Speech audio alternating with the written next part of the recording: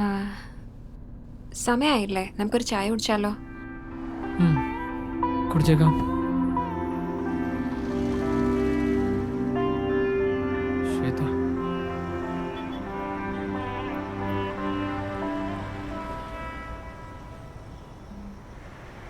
ഇതിൽ ഏലൊക്കെ ഇട്ടിട്ടുണ്ടല്ലേ?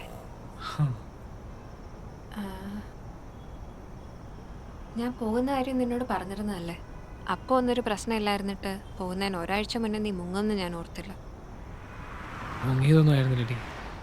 നീ പോകുമെന്ന് പറഞ്ഞപ്പോൾ ഒക്കെ ഓക്കെ ആയിരുന്നു. പക്ഷേ പോകുന്ന സമയമായപ്പോൾ എന്തോ ഒരു ബ്ലാങ്ക് ആയ പോലെ. പക്ഷെ പോകുന്നതിന് മുന്നേ നീ എന്നെ കാണാൻ വരുന്ന എനിക്കറിയായിരുന്നു.